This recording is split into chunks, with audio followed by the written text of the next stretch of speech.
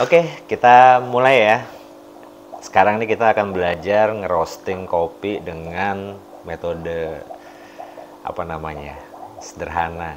Kalau dibilang tradisional ya nggak tradisional juga, karena kan kompor mestinya ya barang modern ya. Langkah pertama nih teman-teman, pada saat kita mau ngerosting kopi, kita nggak selalu dapat kopi itu dalam kondisi bagus ya. Jadi yang pertama dilakukan itu adalah sortir.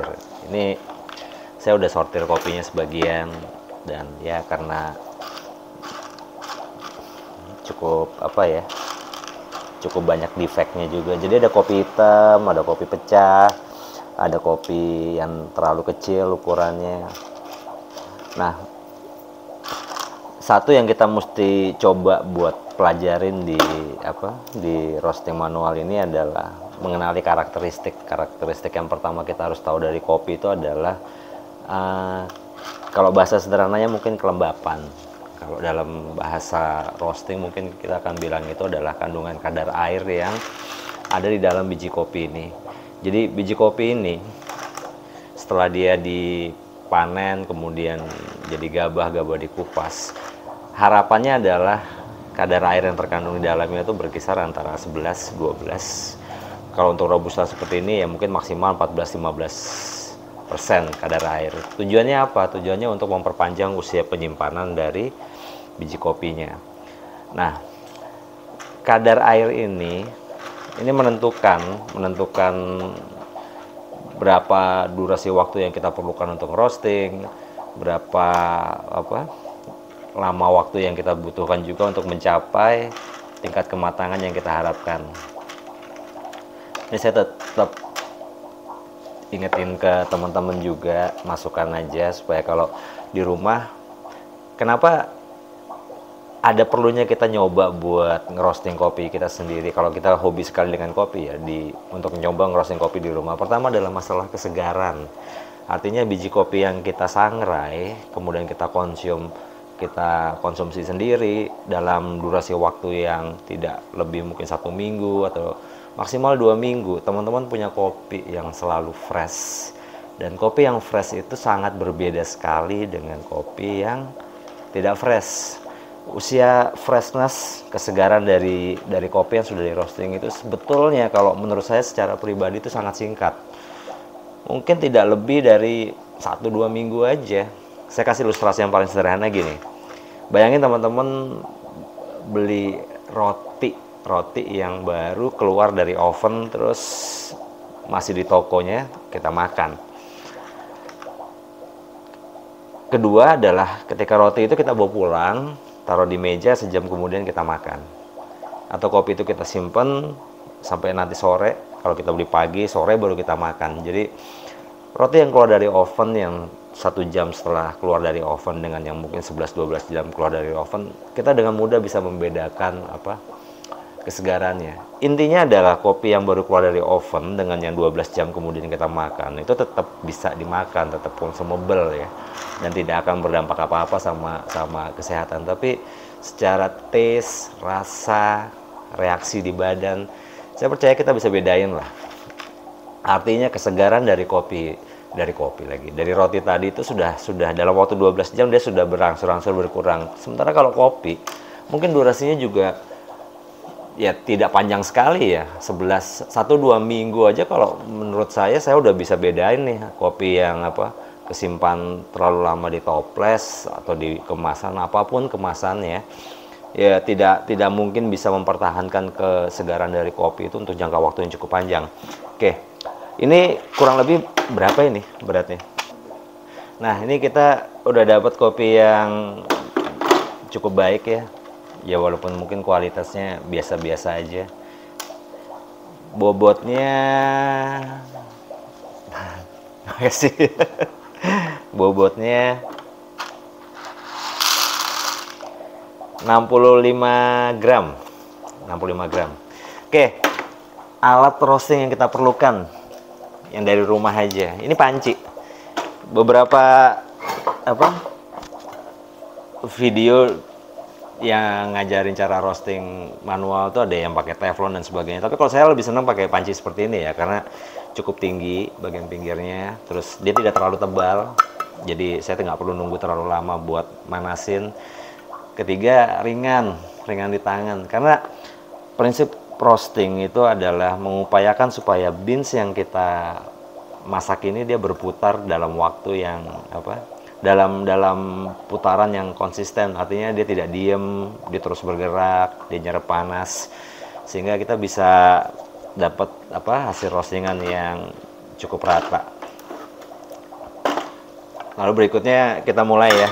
Target waktu tadi berapa? 60 sekian, ya 60 gram ya. 60 gram kita mau roasting sekitar katakanlah 12 menit. Fase di roasting itu dibagi paling tidak ada 3. Fase yang pertama itu adalah drying, pengeringan. Kadar air yang tadi sekitar 12 atau 15% tadi itu akan kita keringkan. Nah, pada saat biji kopi mengering, warnanya itu akan berubah dari warna asalnya ini. Yang pertama terjadi itu adalah dia menjadi warnanya itu semakin terang. Beberapa beans menguning, beberapa beans agak kuning keputihan, dan dia akan terus mengeluarkan kadar airnya itu sampai dari mungkin 15 ya, katakanlah 15, drop sampai ke sekitar 6%. Itu posisi ketika beans itu sudah cukup dehydrated, sudah cukup kering, itu di temperatur sekitar 160 derajat. Target waktu untuk 160 derajat itu adalah sekitar 6 menit. Tapi karena manual, jadi kita akan mengandalkan visual. Kita akan ngelihat bahwa pada saat dia sudah dehidrasi itu ada dua indikator yang kita mesti perhatikan. Pertama, baunya. Di awal baunya itu akan seperti bau rumput, seperti rumput yang basah. Kalau dia sudah dehydrate, sudah cukup kering, dia akan mulai kehilangan aroma awal tadi itu. Aroma rumputnya hilang dan warnanya sudah mulai kuning.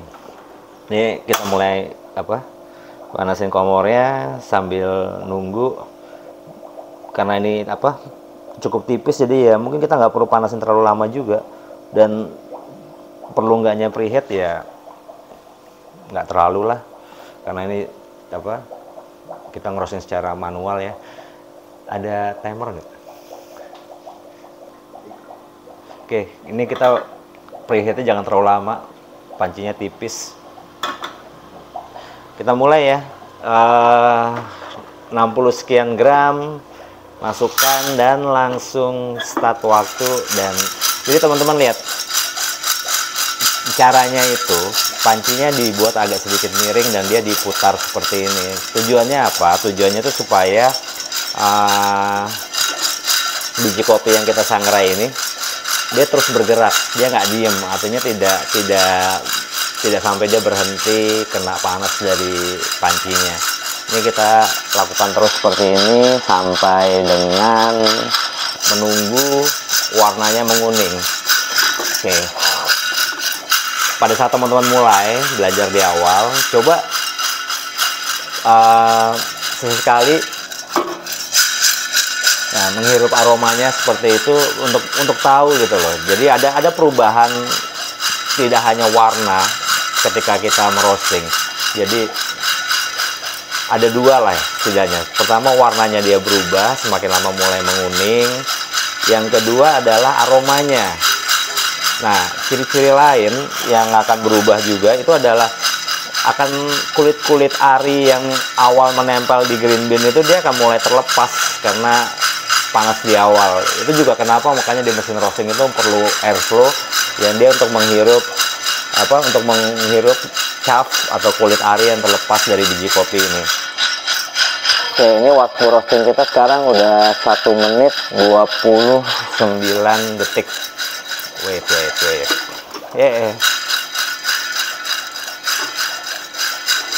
Warna biji kopinya sudah mulai berubah menguning ya. Nah, itu sahnya tuh. Karena ini dikonsumsi sendiri, jadi nggak apa-apa ditiup. Karena namanya belajar ya. Bebas. Kalau kita tiup-tiup kayak gitu terus kopinya dikasih ke orang lain pasti jijik.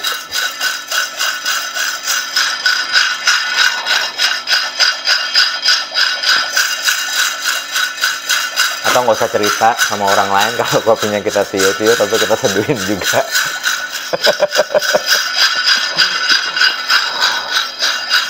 Oke, Mas kameramen, boleh dikasih lihat nggak nih? 2 menit 28 detik, warnanya sudah mulai menguning. Oke teman-teman, ini di menit seperti ini dengan warna seperti kekuningan seperti ini aroma rumputnya tuh terasa sekali. Jadi bayangin bau lembab, basah, tapi seger karena dari biji kopi. Jadi ini belum ada aroma kopinya sama sekali ya, artinya kita benar-benar hanya mencium bau lembab, bau rumput basah itu tadi.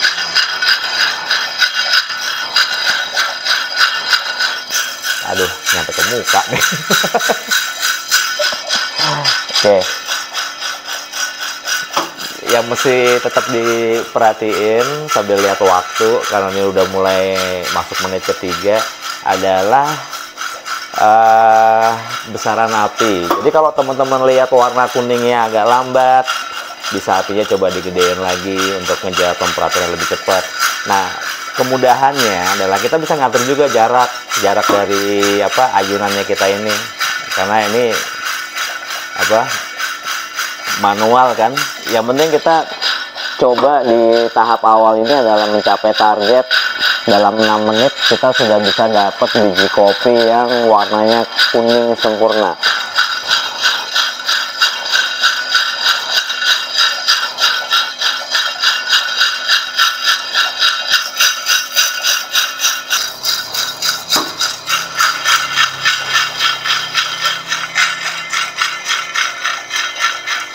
Oke, ini kita bisa rasain juga panasnya. Warnanya udah kuning, masuk 4 menit 5 menit ya, hampir 5 menit.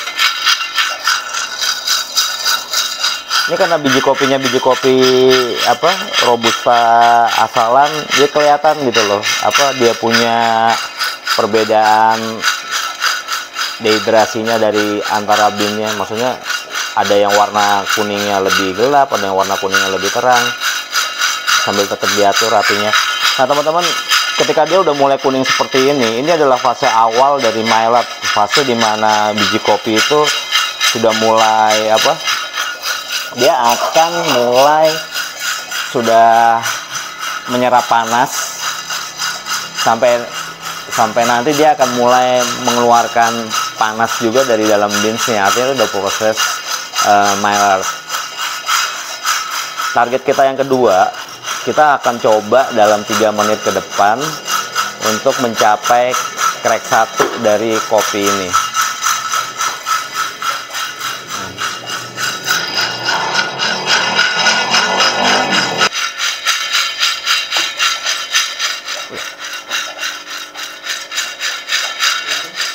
Oke, ini ada yang berubah, tatakan kompornya dilepas. Jadi tadi nabrak-nabrak terus. Tapi videonya nggak dipotong kok, ini beneran pegel. Udah 7 menit 53 detik. Target kita di 9 menit kita akan mulai masuk ke crack 1. Jadi ini warnanya udah mulai coklat, biji kopinya udah mulai coklat, dan mungkin dalam 1 menit ke depannya dia akan udah warnanya benar-benar awal first cracknya, dan kita akan mudah buat denger first crack di sangrai manual seperti ini karena suaranya nanti akan terdengar jelas. Kita tunggu ya, kalau apinya kurang gede digedein. Nah tuh, kedengeran nggak? Nah tuh first crack.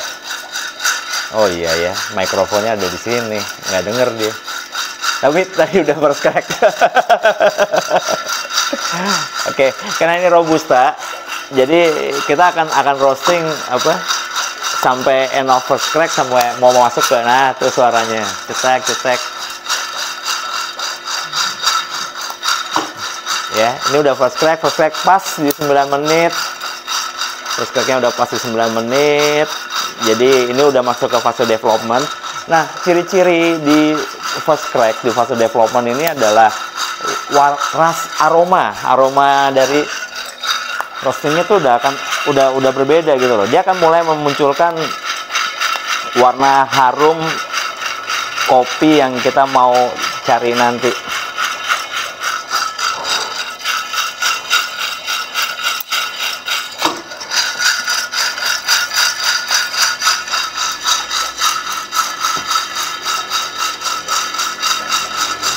Oke, ini masih voice cracknya jalan terus. Sin, itu dong, kalau udah mulai. Hah? Oke, ini sudah 10 menit 20 detik. Warnanya sudah coklat, beansnya udah developmentnya udah mulai ngembang. Nah, ini second crack. Ada suara letupan yang lebih halus dari first crack yang di awal. Letupannya lebih sering kedengaran. Udah second crack di menit ke-10. Oke teman-teman, second crack itu kalau untuk kita ngejar robusta, kita maju sedikit. Ketika aroma yang kita cari udah dapet, kita bisa kecilin apinya atau cukup jauhin aja ininya. Kita tahan sebentar sebelum kita masuk ke proses cooling, karena ini roasting manual, jadi kita coolingnya juga dengan metode yang manual. Oke, tuang ke sini dan didinginkan manual.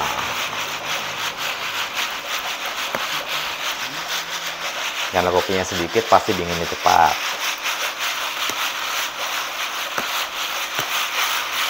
Oke, apakah roasting manual seperti ini hasilnya tidak sebaik mesin? Kita lihat ya nanti ya, rata atau tidak, bagus atau enggak, dengan kondisi biji kopi yang masuk ke kopi gue. Yang ya begitulah, harusnya udah dingin ya, udah lumayan. Boleh bantu ini enggak apa, piring yang warnanya terang. Pakai ini aja nih, pakai ini aja. Jadi tadi kita ngerosting persis waktunya 11 menit lewat sedikit, dia udah sampai di second crack ya. Tunggu sebentar lagi sambil kita cek juga bobotnya.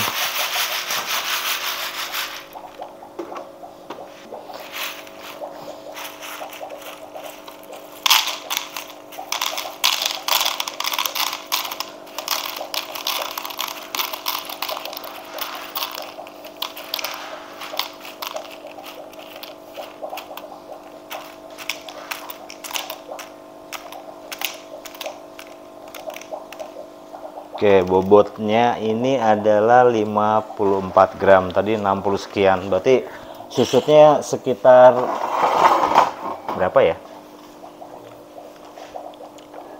15%.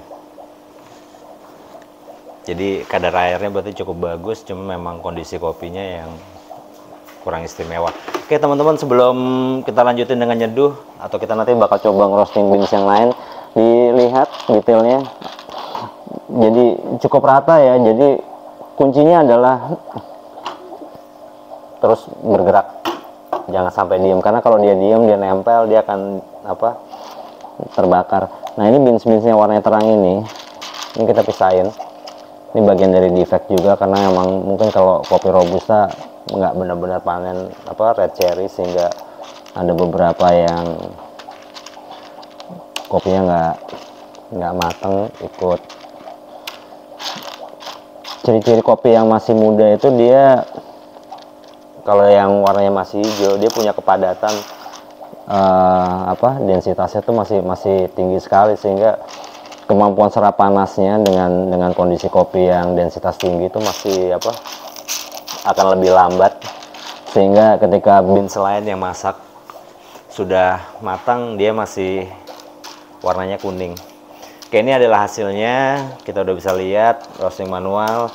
Setelah ini teman-teman mau giling pakai blender rumah bisa, mau ditumbuk pakai tumbukan kayu bisa, pakai ulekan bisa, dan diseduh dengan cara yang teman-teman suka. Nanti di video selanjutnya kita akan coba metode sangrai tradisional yang lain dengan peralatan yang berbeda. Sampai ketemu lagi. Terima kasih.